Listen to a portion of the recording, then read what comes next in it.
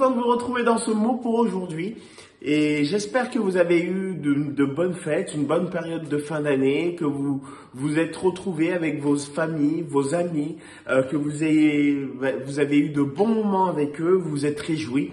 Et là, on arrive dans cette nouvelle période de l'année, janvier, nouvelle année, nouveau départ pour beaucoup. C'est là où nous formulons tous nos vœux, où aussi, nous prenons des décisions pour nos vies, du moins, où nous prenons des engagements que nous espérons tenir.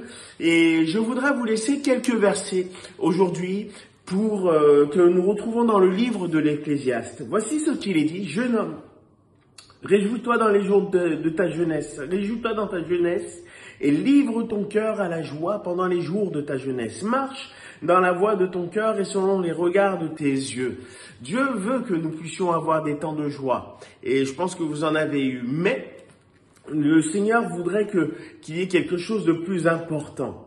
Il dit, voilà, sache que pour tout cela, Dieu t'appellera un jour en jugement. Bannis de ton cœur le chagrin, éloigne le mal de ton corps, car la jeunesse et l'aurore sont vanité. Voilà, il y a des choses qui ne servent à rien. Et Dieu dit, éloigne ces choses de ton cœur. Voilà, tu peux te réjouir, mais il y a des choses, n'y prends pas part parce qu'elles ne t'apporteront pas le bonheur. Éloigne le mal de ton cœur.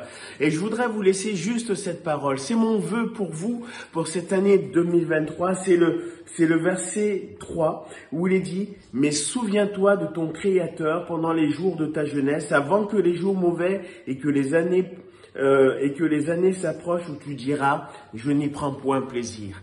Je voudrais vous dire aujourd'hui, c'est encore la chose la plus importante qu'il puisse y avoir pour une vie. C'est une source de bénédiction, c'est une source de changement, de transformation. C'est quelque chose qui va diriger votre vie et qui va vous permettre de surmonter même les plus grandes difficultés durant cette nouvelle année 2023. C'est souviens-toi de ton Créateur. Et quand on parle du Créateur, on parle de Dieu le Père, mais on parle aussi de Jésus-Christ, qui a donné sa vie sur la croix pour que nous puissions être réconciliés avec lui, que nous puissions bénéficier de cette communion, que nous puissions bénéficier de la faveur de Dieu et que le Seigneur puisse nous accompagner.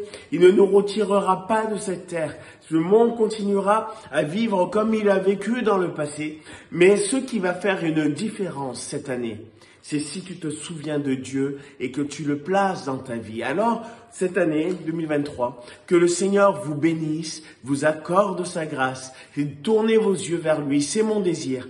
Que le Seigneur vous garde et on se retrouve très vite dans un prochain mot pour aujourd'hui. Souviens-toi de ton Créateur. À bientôt.